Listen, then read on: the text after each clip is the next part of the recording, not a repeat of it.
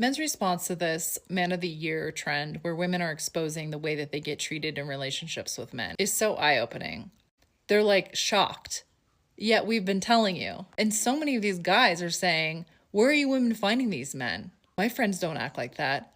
Yes, they do. You're reading it. That you're reading it as you're looking at this trend. Those are your friends. This is why people are so surprised when they learn about somebody committing some horrendous atrocity or doing something heinous to a woman. Oh, he's such a nice guy. I'm just so surprised. We've been telling you. So no, this isn't us needing to choose better men. These guys are everywhere. They're your friends too, I promise you. If you look at the statistics, you know somebody like that. You know somebody who's done really terrible things to women. And like, somebody can be a perfectly nice person and have very deep-seated anger, especially deep-seated anger against women. To do this, you need to understand you're a fucking woman and you need to learn your fucking place.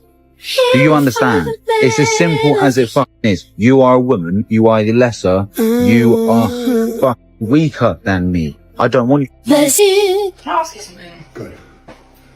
I just dropped my sunglasses Right. on the floor in your bedroom. Went to pick them up. There's like a whole... There's something sticking out the drawer that looked like women's underwear. I just opened it. Have you got a girlfriend?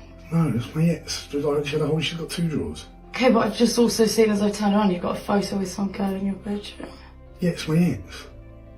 I've been broke up for weeks. Okay. Why does that...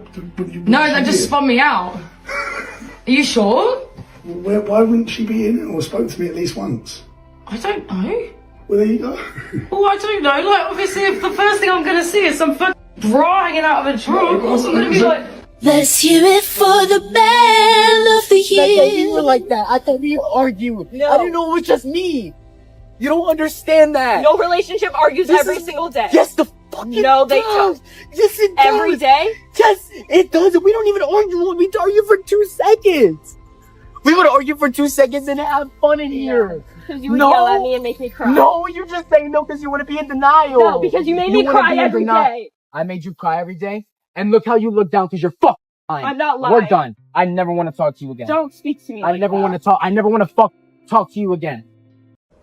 So the man of the year trend, it's just revealing the deep-seated truths.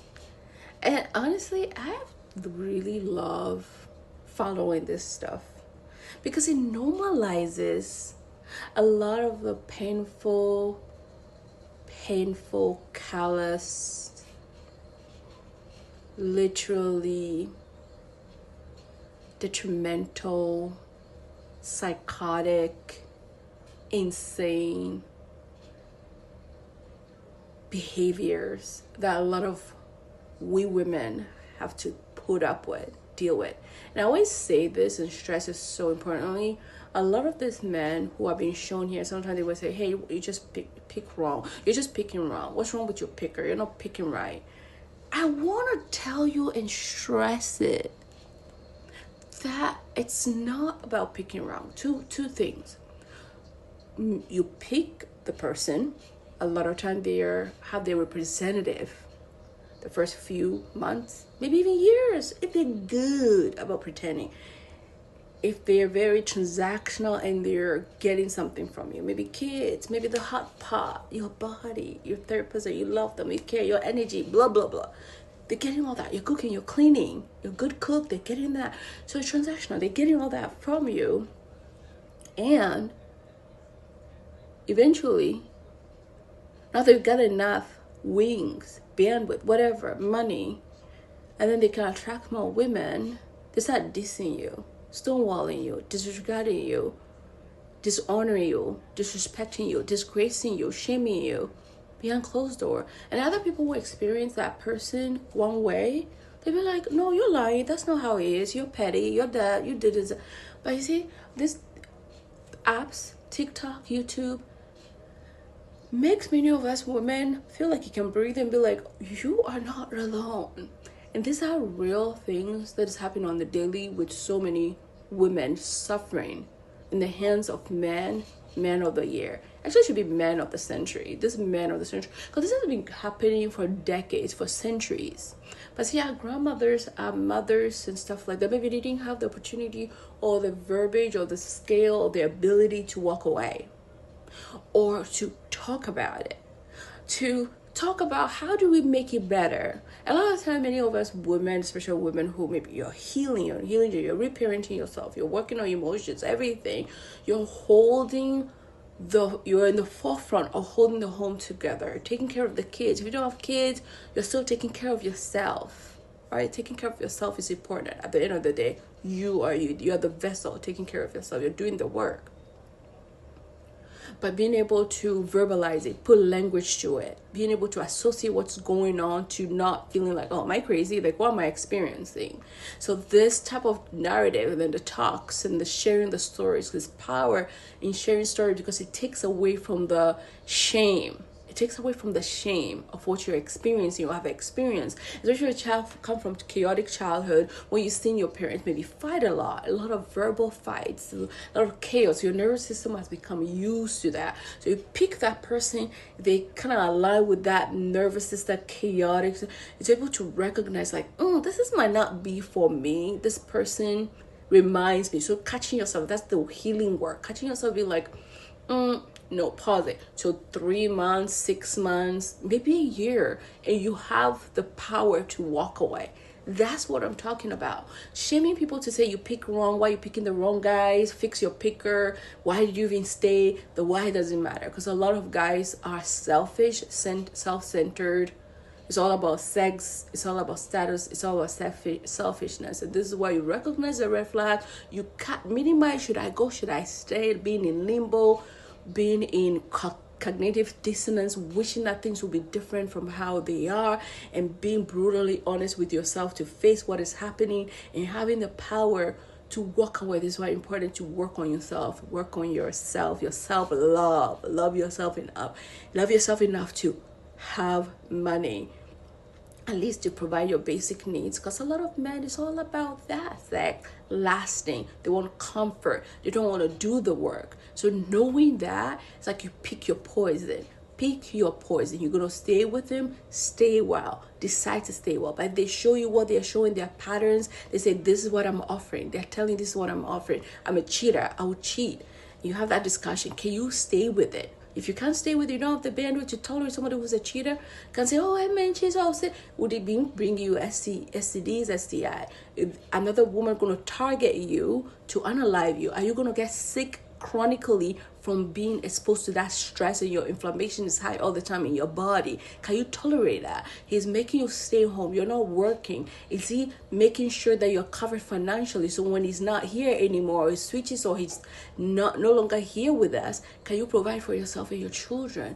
That's where you're putting yourself in the driver's seat of your own life. The agency. These are things that some of us were not taught. Maybe you were lucky enough to have been taught by your mother. But there are so many people, and I've learned to take away the shame of talking about my own story, my childhood, what I've come to learn, and sharing my story, especially as a Ghanaian African woman, and embracing both sides of the cultures, and learning what's good and what's bad, picking what's good and what's bad, and sharing the stories and sharing my stories, is to know that there's possibility of healing, there's possibility of healing and elevating after healing, because you have to be willing to sit in that discomfort and realizing, okay, this is not working for me, but I have the power and the agency to vanish, like gone. I'm gonna come back with part 2. Let me know in the comment section a thought and opinions on this is the man of the year. Do you have a man of the year story? Share with me, please. I will really love it, and I'll share my stories too. Okay, bye. Love you. Hey, the man of the year trend is just more proof that men are the problem. I mean, y'all mad at that? And stop gaslighting these women by asking them the question, where y'all meeting these men? And then they respond to you saying it's y'all homeboys. Because it is y'all homeboys. It is men homeboys. And are you dating men? Well, some of y'all are dating men, but are the majority of men, dating men? How you know what your homeboys act behind closed doors? You don't know that. And then if we talk about the men in your family, I guarantee a lot of the men in your family were doing women wrong, cheating on women and stuff like that. Probably having a good woman.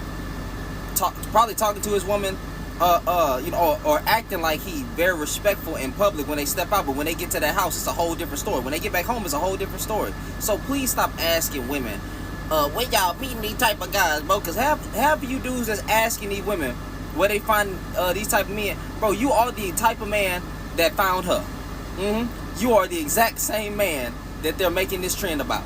Stop lying. Stop acting like you ain't ever did a woman wrong and stuff like that. That y'all be trying to gaslight these women. Let me tell you, if I was a single heterosexual woman seeing all these man of the year trends, I would never want to be in a fucking relationship.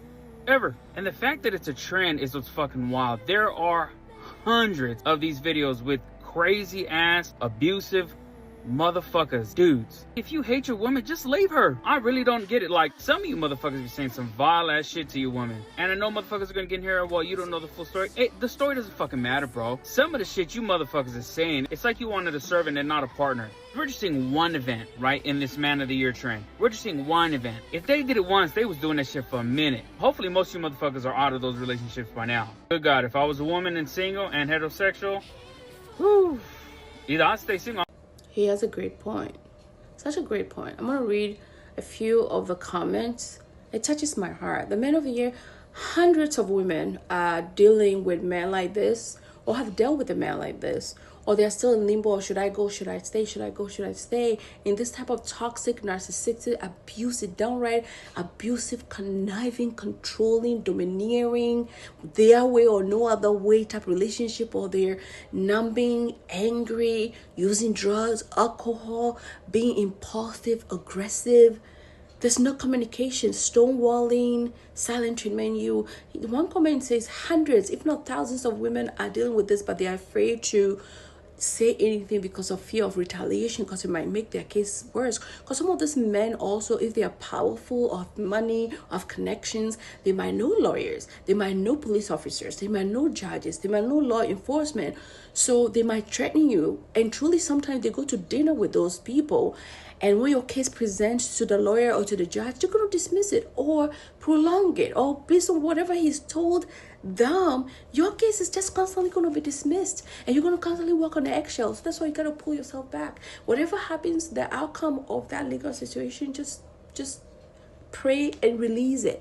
But take care of yourself, your health, your weight, your mental health, your physical health. Because all those, I'm saying weight, because sometimes that stress, the inflammation causes a lot of women to gain weight, and the weight just stays on you and affect your self-esteem and your self-worth. And these men are adding on to that to call you, you're fat, look at you, you're even a bunch, and nobody will love you, and threatening that your case will not, and truly you are seeing that your case is not moving anywhere because they know people. And it's exhausting. One comment too that I love so much is like, this men of the year are usually nicest guy to everyone. Makes it hard for people to believe this women who say he's a monster. And this is so true, because they present well. They present well to the world. At work, they present well. They present well to the therapist. They present well to the lawyers, to the judges, to the friends, to all. But behind closed doors, these men are narcissistic, abusive, conniving, wicked spirit, legions. And some of these men are also in the church. Don't get fooled, okay? Don't be fooled. Let me know if you've had experiences. If you know somebody who has experience, if you have a story, share it. Let's move this forward to know you're not alone, because these things are so hard, especially when you're dealing with somebody who's abusive, narcissistic like that, and also use substances or controlling you with money, refusing to support you financially. You're working, you're taking care of the kids, you're doing all the hard labor, and they're entitled. What they want to do is control. And their way or no other way, you can't make any forward moving momentum about budgeting, simple thing. Yes, if you're going through separation or divorce, they have divorced you and divorced your children, refusing to pay child support, all kinds of runarounds. Stay grounded. Don't forget to take deep breaths. Give yourself so much love. Go to therapy. Heal yourself. Sit in the discomfort. Heal your grief. Cry it out. Have the cleansing cry. Journal. Get my workbook, Navigating Mental Health. You Are Not Broken. Get my book that says Being Afraid and doing it too. Okay? Be afraid, but jump out, because that It's gonna kill you. It's gonna unalive you. It's gonna unalive you, okay? I'm telling you, run for the hills, okay? All right, I love you so much. Sending you love from me to you. You are not alone. Okay, bye. Mwah. Bruh, I like one video. Now, all I see on my For You is, let's hear it for the man of the year. Hey, man, some of y'all men's need to be stopped. Dare I say put down? I don't know. Some of y'all are like Beelzebub incarnates. I've seen all kinds of abuse, physical, emotional, all of it. Like, oh, hell no, man. What the fuck, man? And while I will say TikTok is probably showing all the bad ones, because that's probably all that's getting put on here. Like, here's the ratio. If I've seen 100, no exaggeration, 100 negative Man of the Year trend videos, I maybe have seen 1 or 2 positive ones. Granted, there's going to be more negative ones to begin with, because that's going to be more shocking, but like, damn, don't nobody want to brag on that nigga? Golly.